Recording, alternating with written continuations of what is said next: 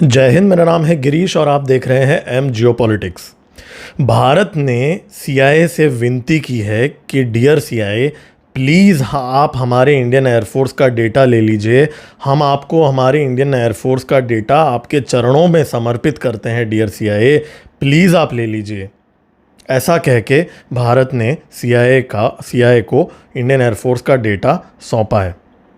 तो दोस्तों 17 अक्टूबर को इंडियन एयरफोर्स के एयर वाइस मार्शल उपदेश शर्मा जी ने अभिनव मिट्टू जो सीनियर कंट्री जनरल मैनेजर हैं ऊबर के, उनके साथ एक एमओयू साइन किया, एक मेमोरेंडम ऑफ अंडरस्टैंडिंग साइन किया, जहां पे इंडियन एयरफोर्स के जितने भी स्टाफ हैं, लगभग कुछ 2 लाख के आसपास है, उनको ऊबर का एक स्पेशल एक्सेस मिलेगा। मतलब उनको एक प्रोमो कोड दिया जाएगा जिससे इंडियन एयरफोर्स का स्टाफ और उनके फैमिली मेम्बर्स वो खुद को आइडेंटिफाई करेंगे, अपना name, mobile number, email ID, real time जियो लोकेशन शेयर करेंगे और उसके अगेंस्ट उनको कुछ स्पेशल डिस्काउंट्स और बेनिफिट्स मिलेंगे।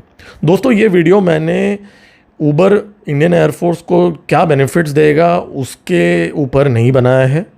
ये वीडियो मैंने बनाया है इस के चलते हुए जो सिक्योरिटी थ्रेट है, जो नेशनल सिक्योरिटी थ्रेट का उत्पत्ति हुआ है, उसको हाईलाइट करने के लिए मैंने ये वीडियो बनाया। देखिए, हम आत्मनिर्भर भारत की बात करते हैं, हम बात करते हैं कि भारत के जो यूज़र्स हैं उनका डेटा भारत में ही स्टोर होना चाहिए। एक तरफ हम ये पुश करते हैं बाकी कंपनियों के साथ, दूसरे तरफ हमारा जो सबसे महत्वपूर्ण इंस्टीट्यूशन है, जो हमारे आर्म्ड फोर्सेस के जो इंस्टीट्यूशंस हैं, जो इंडियन एयरफोर्स है, उनको हमारी सरकार अलाउ करती है ऐसी डील साइन करने के लिए जहां पे ऊबर जो एक यूएस हेडक्वार्टर्ड कंपनी है, जो यूएस की कंपनी है, उसके पास अब हमारे पूरे इंडियन एयरफोर्स स्टाफ का डेटा रहेगा। उनका रियल टाइम लोकेशन होगा, ईमेल आईडी होगा, मोबाइल नंबर होगा। इतना इंडियन एयरफोर्स का स्टाफ ही नहीं बल्कि उनके फैमिली मेम्बर्स का भी वो डेटा का एक्सेस हम दे रहे हैं। अभी ये जो डेटा है, भले ही ये हो सकता है कि भारत के अंदर ही ऊबर ये भारत के अंदर के सर्वर्स में ही ये स्टोर करता हो, ठीक है, इसमें कोई दो राय नहीं, हो सकता है वो ऐसा बोल भी दे। लेकिन यहाँ पे सवाल ये उठता है, 2 सवाल उठते हैं। सबसे पहली बात तो हम आत्मनिर्भर भारत की बात करते हैं, तो अगर ऐसा कोई टाइप करना ही था तो हमारे जो भावेश अग्रवाल जो है ओला के, तो ओला जो है वो भारत की कंपनी है, सही है। तो अगर भारत के कंपनीज़ को प्रमोट करना है तो इंडियन एयरफोर्स को भारत के कंपनी के साथ टाइप करना चाहिए ना, ओला के साथ करना चाहिए। ओला के साथ इंडियन एयरफोर्स ने टाइप नहीं किया, इंडियन एयरफोर्स ने एक यूएस की कंपनी के साथ टाइप किया। तो सबसे पहला तो यहाँ एक डिस्कनेक्ट है। दूसरा डिस्कनेक्ट यहाँ पे ये है कि बहुत सारे नेशनल सिक्योरिटी थ्रेट्स हैं जिसके बारे में मैं अभी आपको एक एक करके बताता हूँ। तो सबसे पहला थ्रेट यह है कि सेंसिटिव डेटा, मतलब जो मिसाइल के बैटरीज ऑपरेट करते हैं, फाइटर जेट्स जो ऑपरेट करते हैं, अलग अलग ग्राउंड स्टाफ जो क्रिटिकल पोजीशंस में इंडियन एयरफोर्स में जो काम करते हैं, वो सब अपना फ़ोन नंबर, एड्रेस, जो रियल टाइम लोकेशन शेयर करेंगे ऊबर के साथ। मतलब अगर सीआईए को एक्सेस मिलेगा, देखिए हम सब ये बात जानते हैं कि सीआईए के लोग मीडिया से लेके मैन्युफैक्चरिंग से लेके सारी इंडस्ट्रीज़ में फैले हुए हैं, राइट। कोवर्ट ऑपरेशंस तो उनके सारे इंडस्ट्रीज़ में चलते हैं, तो बहुत ही आसान है फॉरेन इंटेलिजेंस एजेंसी के लिए ये डेटा को लेने के लिए। तो ये रियल टाइम लोकेशन ट्रैकिंग हम क्यों दे रहे हैं? देखिए ऐसा नहीं है कि इंडियन एयरफोर्स के ऑफिशियल्स आज ऊबर यूज़ नहीं कर रहे हैं, हो सकता है उनके जो स्टाफ आज भी यूज़ कर रहे हैं, लेकिन वो एटलीस्ट खुद को आइडेंटिफाई नहीं कर रहे हैं ना। यहाँ पे उनको एक प्रोमो कोड दिया जाएगा जिससे उनको आइडेंटिफाई किया जाएगा कि ये एयरफोर्स से हैं और फिर उनको ये सुविधाएं दी जाएंगी। तो मतलब कहीं ना कहीं वो खुद को आइडेंटिफाई कर रहे हैं और अपना डेटा शेयर कर रहे हैं, तो ये बहुत बड़ा रिस्क है।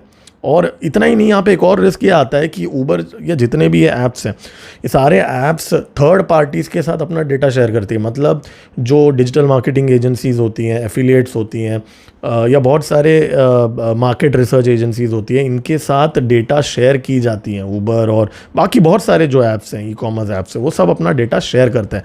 अगर आप किसी भी ऐप के टर्म्स एंड कंडीशंस आप पढ़ते तो नहीं होंगे सॉरी, लेकिन अगर आप एक्सेप्ट कर रहे हो तो उसमें आप देखेंगे कि ये डेटा शेयर करने का परमिशन लेते हैं ये सारे ऐप्स। तो ऊबर भी वही करता है। तो इसका मतलब ऊबर के पास अब ये हक है कि इंडियन एयरफोर्स का जो डेटा है वो लेके वो ये थर्ड पार्टीज़ के साथ शेयर करे। और अभी ये जो थर्ड पार्टीज़ हैं उनमें से बहुत ही आसान है, चाइनीज़ एजेंट्स, पाकिस्तानी एजेंट्स, पता नहीं ना जाने कौन कौन से एजेंट्स, कौन कौन से देश के जो एजेंट्स हैं वो इन थर्ड पार्टी कंपनीज़ में काम करेंगे, तो उन सब को ये डेटा एक्सपोज होने वाला है। तो ये भी यहाँ पे बहुत बड़ा यहाँ रिस्क आ जाता है। और स्टेट स्पॉन्सर्ड साइबर अटैक्स का थ्रेट तो है ही ऑलरेडी। यहाँ पे CIA और चाइना की जो इंटेलिजेंस एजेंसीज़ हैं ये लोग सब इंडियन इंफ्रास्ट्रक्चर को पेनिट्रेट कर चुके हैं। खास करके चाइना के जो हैकर्स ने बीच में हमारे पावर ग्रिड को भी अटैक किया था, ये सब तो ऑलरेडी चल रहा है ना। अब उसके ऊपर हम ये कह रहे हैं कि भाई आप लोगों को, फॉरेन इंटेलिजेंस एजेंसीज़ को, हम भारतीय लोग ये कह रहे हैं कि आप प्लीज़ मेहनत मत कीजिए, हम ही आपको अपना डेटा दे देंगे हमारे आर्म फोर्सेस का। बिल्कुल भी हम मेहनत नहीं करा रहे हैं, हम ये डेटा आसानी से दे रहे हैं इस डील के तहत। देखिए मुझे नहीं पता कि ये डील अप्रूव कैसे हुआ है, मेरी तो समझ के बाहर है कि इंडियन गवर्नमेंट ने ये कैसे अप्रूव किया और ये डील कैसे साइन हुआ। यहाँ पे नेशनल सिक्योरिटी से रिलेटेड बात है। यहाँ पे ऑलरेडी इंडियन आर्म फोर्सेस में बहुत सारे यहाँ लूपहोल्स हैं, सिक्योरिटी थ्रेट्स है, जैसे जो चाइनीज़ ब्रांड्स के फ़ोन्स यूज़ करते हैं हमारे आर्म फोर्सेस में, एंड्रॉयड के लोअर वर्जन्स यूज़ करते हैं बहुत सारे हमारे जो भाई हैं आर्म फोर्सेस में, वो तो ऑलरेडी एक रिस्क है हैकर्स के साथ कॉम्प्रोमाइज़ होने का लिए। और यहाँ पे तो हम बिल्कुल भी मेहनत नहीं करा रहे हैं हमारे शत्रुओं को, हम उनको सौंप रहे हैं ये डेटा। और ऊबर के साथ तो ऐसा बहुत बार हुआ है जहाँ पे ऊबर का डेटा ऑफिशियली भी लीक हुआ है। देखिए ऑफिशियली लीक होते हैं बहुत बार डेटा, और अनऑफिशियली लीक होता है। मतलब बहुत बार क्या होता है, बड़ी कंपनीज़ में वो बता भी देते हैं कि लीक हो गया है डेटा, बहुत बार ये बातों को दबा भी दिया जाता है। अभी मैं पक्का तो नहीं बोल सकता हूँ, लेकिन पब्लिकली अवेलेबल इन्फॉर्मेशन जो मैं देख रहा हूँ, 2014 में हैक हुआ है ऊबर का डेटा, 2016 में वापस हुआ है, 2022 में भी वापस हुआ है। तो ऑफिशियली ही 4-5 बार ऊबर का डेटा हैक हो चुका है, ठीक है। तो यहाँ पे ये तो एक एडिशनल रिस्क हो जाता है। तो मेरा कहने का कुल मिला के बात ये है कि ये पहला इंस्टेंस नहीं है। अभी बीच में 6-8 महीने, 1 साल पहले ये भी न्यूज़ आई थी कि इंडियन आर्मी के अंदर भी जो कैमरा, सिक्योरिटी कैमराज यूज़ होते हैं जो उनके मिलिट्री इंस्टॉलेशंस में, वो भी कुछ चाइनीज़ वेंडर से वो ले रहे हैं, ठीक है। DRDO के बहुत सारे जो चीज़ें डेवलपमेंट हो रही है उसमें से जो कुछ कंपोनेंट्स है वो भी चाइना से आ रही है। देखिए ये ग्लोबलाइज्ड वर्ल्ड है, ठीक है। ये बात मैं मानता हूँ कि आज के डेट में ऐसा नहीं है कि हम कंप्लीटली खुद पे डिपेंडेंट हो सकते हैं, उसके लिए टाइम लगेगा। हमें चाइना से आज मंगाना ही पड़ेगा कुछ ना कुछ सामान, मैं इसमें कोई डिनाई नहीं कर रहा हूँ, लेकिन कम से कम थोड़ा मेहनत तो करो खुद को सिक्योर करने के लिए। इतना आसानी से तो अपना डेटा मत दो ना, इतना तो कर ही सकते हैं।